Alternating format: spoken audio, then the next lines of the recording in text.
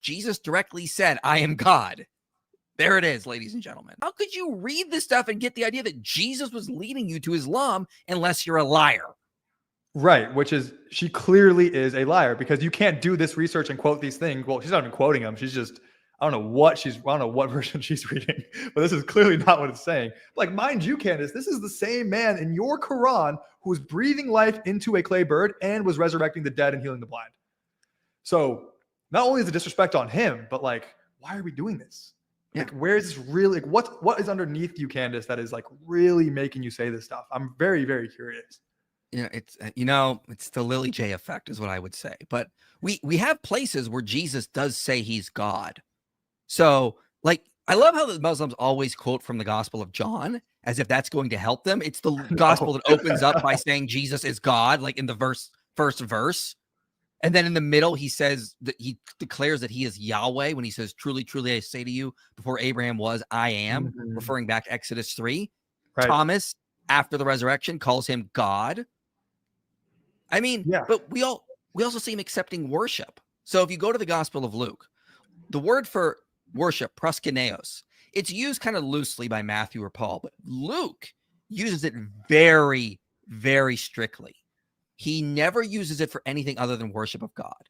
So he says in Luke 4, for example, he has Jesus say, you shall worship the Lord your God, and only him shall you serve. And in Acts, when Peter goes to meet Cornelius, Cornelius falls at his feet. He falls at his feet and proskuneos him. Peter lifted him up and says, stand up, I'm a man too. But what happens in Luke? In Luke 24, the disciples worship Jesus. Mm-hmm. I don't know how to make it any more clear than that. Yeah, and it is such a common Muslim argument for them to be like, Jesus never once literally said, worship me.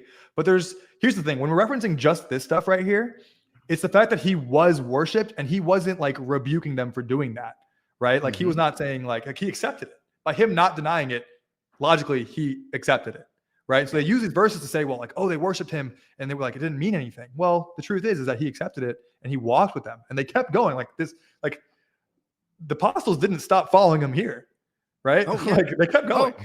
Oh yeah. Now, Muslims always say Jesus never said, I am God. False.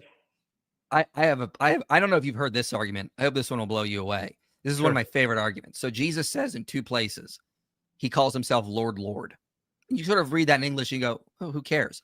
Well, in the Hebrew Bible, sometimes you'll see things like Adonai Yahweh. Like it's in Ezekiel a couple places. When that was translated into the Greek Septuagint, the Greek Old Testament, what did they translate it as? Kyros, Kyros, or Lord, Lord. Jason Staples went through all the extant texts from the time of Jesus and prior.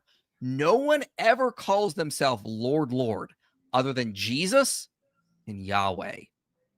So when you see places in the Septuagint, it says Kyrie, Kyrie, or Kyros, Kyros.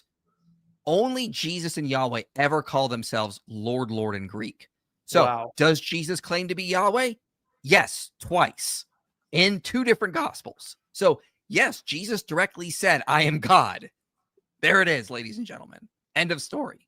And would you add again the name of the man who made that study? So yeah, Jason Staples has a paper. Okay. I can send you the paper, but I also, the first place I read it was in Michael Patrick Barber's book, quoting Jason Staples. And so, yeah, I found this and it blew me away. And it's actually been catching on more. So like Robert Bowman Jr., Ed Komaszewski, Charles Corrals have been pointing this out. That, yeah, Jesus does directly say, I am God, right here in these passages. So yeah, I'll send you the paper.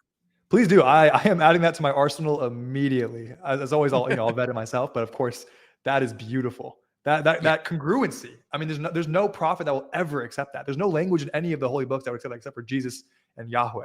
It's beautiful, truly. And it's like, even with, like, again, you just go back to John 5. I mean, like, no one is going to claim to resurrect the dead or to be the judge of humanity unless you're God. It's like, but Muslims will take that one verse, verse 19, and they'll go, oh, we got him.